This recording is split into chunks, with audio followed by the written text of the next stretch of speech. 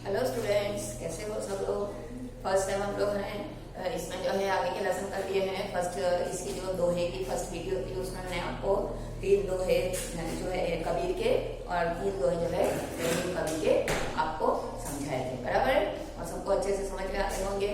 जो कि नीतियाँ जिसमें बताई हैं, नीति आपको ज्ञान दिया है, बराबर है ना। पढ़े लिखे नहीं थे वो लोग, फिर भी हमको जो है दोहे के द्वारा जो है हमको बहुत सारी सीख दी है ना, ज्ञान दिया है।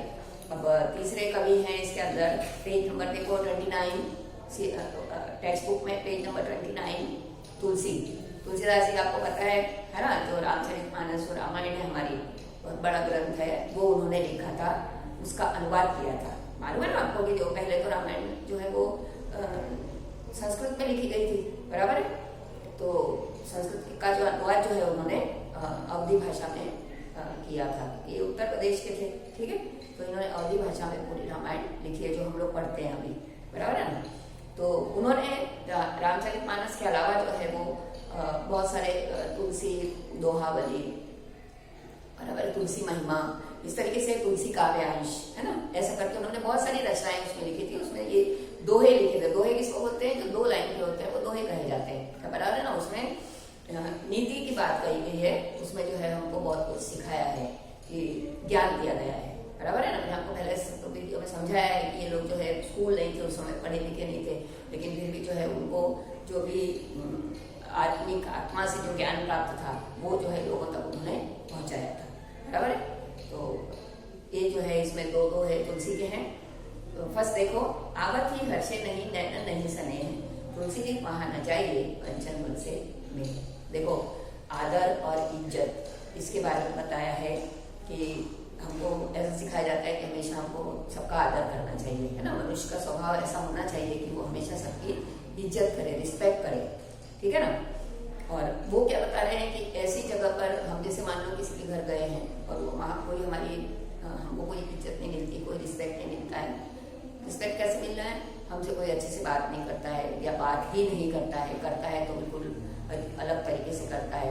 तो ऐसे लोगों के घर जो है हमको कभी नहीं जाना चाहिए, ठीक है। हमेशा ऐसी जगह जाओ जहाँ पे आपको स्नेह मिलता है, प्यार मिलता है। वहाँ पे हम लोग वहाँ जाते हैं तो हम लोग जाते हैं तो लोगों को बहुत खुशी होती है।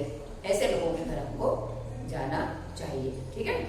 आवत ये हर्षे, है ना। ऐसे लोगों के घर मत जाओ। ये मतलब होता है हृदय, कि हमारे जाने से उन लोगों को कोई खुशी नहीं होती हो, बराबर, बल्कि वो लोग ये सोचते हैं कि भाई लोग तो कहाँ से आ गए, है ना। ऐसे बहुत से लोग सोचते हैं। तो ऐसे तो हमारे यहाँ जो भी मेहमान आते हैं हम सबका रिस्पेक्ट करते हैं, सबका स्वागत करते हैं, बराबर है ना।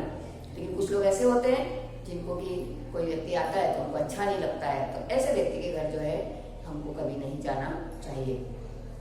तुलसी दाना चाहिए, वहां पे हमको कभी नहीं जाना चाहिए, चाहे हमको कितना ही लाभ क्यों ना मिल रहा हो, उस व्यक्ति से हमको कितना ही लाभ क्यों ना हो रहा हो। अगर वो हमारी बेइज्जती करेगा तो हम उसके घर क्यों जाएंगे, बराबर है ना। वो तो सीधी बात है। तो ऐसे व्यक्ति के घर जाना जो है हमको अवॉइड करना चाहिए, उसके घर हमको नहीं जाना चाहिए। जहाँ हमको प्यार मिलता है वहीं हमको ऐसे व्यक्तियों का हमको सत्संग करना चाहिए, जो लोग हमको इज्जत दें, हमारा आदर करें, हमारा रिस्पेक्ट करें। हमारा भी ऐसे ही होता है ना, मतलब कि जो हमसे अच्छे से बात नहीं करता हम उसके साथ कहाँ बात करते हैं, ऐसे ही होता है ना। तो ये जो है रिस्पेक्ट जहाँ मिलता है हमको ऐसे लोगों का साथ हमको देना चाहिए, ठीक है। सेकंड जो है, हम लोग इतनी सारी विद्या प्राप्त करते हैं, आप लोग विद्या प्राप्त करते हो। देखो ये तो बहुत पुराना लिखा हुआ है, बराबर है ना। 15वीं शताब्दी का 16वीं शताब्दी का लिखा हुआ है। अभी जैसे 2000 चल रहा है, अभी उस समय 1600 चल रहा था, 1600 चल रहा था, मतलब 400 साल पहले का लिखा हुआ है, बराबर है ना। तो उस समय भी जो है ये सब चीजें थी जो आज भी है, बराबर है ना। ज्ञान पहले भी था, ज्ञान अभी भी है, अभी तो और ज्यादा बढ़ गया है ज्ञान। स्कूल हैं, कॉलेजेस हैं, इतने बड़े बड़े साइंटिस्ट हैं, वैज्ञानिक, सब बहुत ज्ञान बढ़ गया है अभी, बराबर है ना। तो ये जो ज्ञान हम लेते हैं, आपको जो स्कूल से ज्ञान मिलता है, जो भी ज्ञान हम प्राप्त करते हैं, कोई बुक्स पढ़ते हैं, जो भी हर सब्जेक्ट का ज्ञान हम लेते हैं, तो ये ज्ञान के बारे में बताया है कि ज्ञान जो हमको मिलता है उसके लिए हमको जो है मेहनत करनी पड़ती है। विद्या धन उद्यम बिना, है ना। विद्या का जो धन है वो बिना परिश्रम के हमको नहीं प्राप्त होता, उसके लिए हमको जो है मेहनत करनी पड़ती है। कहो जो पावे कौन, है ना। वो कोई भी प्राप्त नहीं कर सकता है अगर हम मेहनत करेंगे। देखो आप लोगों का ये है कि आप लोग मेहनत करके पढ़ाई करते हो तो ही आप पास हो सकते सकते हो ना। ऐसे आपको ज्ञान नहीं मिलेगा। आप भले ही आपके घर पे बुक्स रखी हैं, अगर आप आलस करोगे, पढ़ाई नहीं करोगे तो आपको कोई ज्ञान नहीं मिलेगा।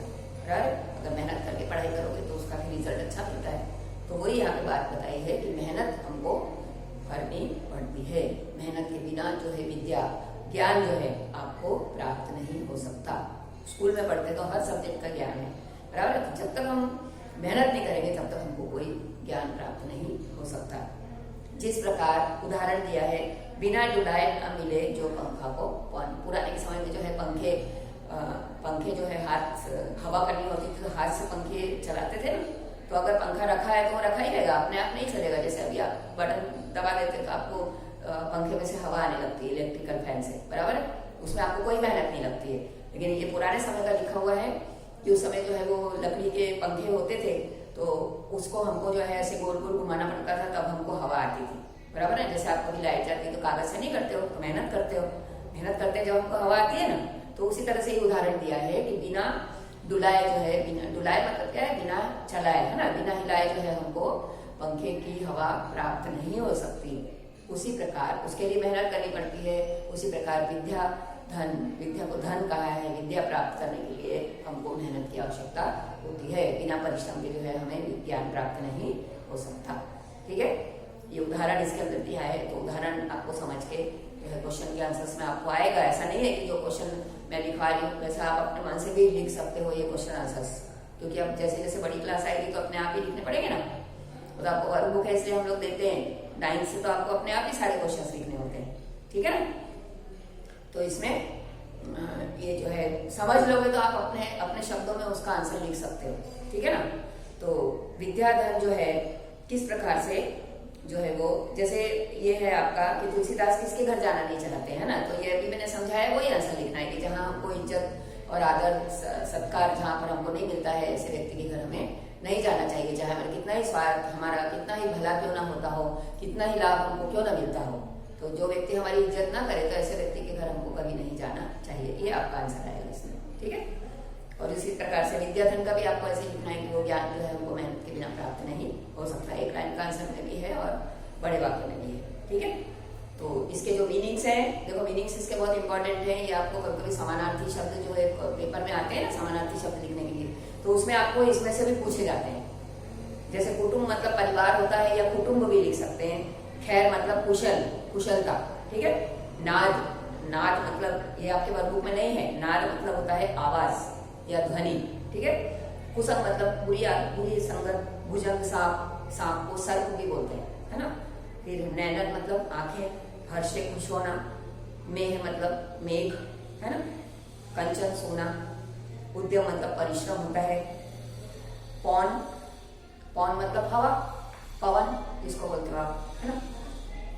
खान खाना मतलब सरदारों का सरदार, है ना। एक उपाधि उनको मिली थी, अब्दुल रहीम खान खाना थे ना जो कवि, रहीम कवि, है ना। तो उनको खान खाना मतलब उनका कोई वो नहीं था, सरनेम, है ना।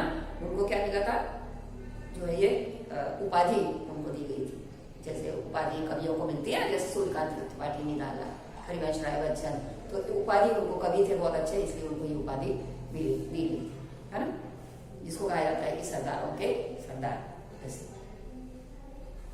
और यही वाले शब्दों का जो है आपको वाक्यों में प्रयोग भी है, तो वो भी जो थोड़ा ये है इम्पोर्टेंट है, तो वो आपको हमेशा इसमें से जो है 4-5 तो आपको पूछे जाते हैं। इसमें 2-3 थोड़े आपको ये आएंगे, जैसे जप माला। एक जप माला है, तो जप माला का मतलब होता है जो हम लोग माला जपते हैं ना, तुलसी की माला जो होती है, रुद्राक्ष की माला होती है जिसमें 108 मोती होते हैं, वो है, वो मतलब यहाँ जप माला से। ठीक है, बाकी तो मैंने ऊपर बता दिया। प्रकृति मतलब स्वभाव, है ना, वो आएगा यहाँ पे। मतलब है प्रकृति मतलब स्वभाव, ये मतलब है यहाँ पर। इसमें से आपको कौन कौन से गुण मिलते हैं, वो गुण आपको जो है उसके अंदर आपको आएंगे। फिर एक है आपका इसमें पहेलियां, किस प्रकार से आप पहेलियां बनाओगे। पहेली बनाने के लिए जो है, जैसे कोई भी एक टॉपिक होता है, उसमें से हम लोग 4 लाइन की पहेली बनाते हैं, बराबर है ना। तो इसमें एक तोता, पतंग और चिड़िया। तो आपको ये बनाने के लिए जो आपने 7th में मैंने सिखाया था आपको कि किस प्रकार से पहेली का निर्माण होता है, उसी के अंदर उसका आंसर छिपा रहता है, बराबर है। उसी से कनेक्टेड जो भी होता है उसके लिए सिर्फ एक वर्ड हम लोग लिख देते हैं, तो उससे 4 लाइन पढ़ते हैं तो हमको वो वर्ड पता चल जाता है कि इसका क्या आंसर आएगा।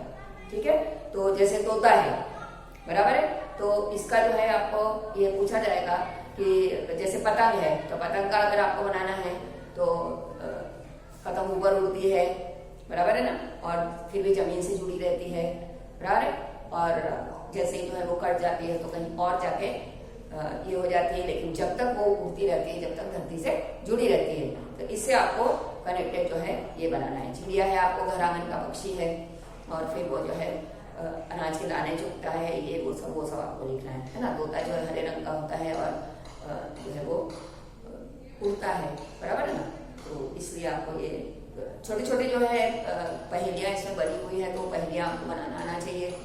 पहेलियां जो है वो आंसर उसका क्या आएगा वो भी आपको आता है, तो 2 मार्क का एक क्वेश्चन आपको पहेली का जो है ये सेमेस्टर सेकंड सेमेस्टर में पूछा जाता है। आगे भी आपको आएंगी पहेलियां, तो पहेली निर्माण हम कैसे करते हैं वो जो है ये आपको आना चाहिए। ठीक है, तो यहाँ पे हमारा जो है लेसन कंप्लीट हो रहा है। अब सेकंड अगले वीडियो में जो है पुनरावर्तन आपको आएगा।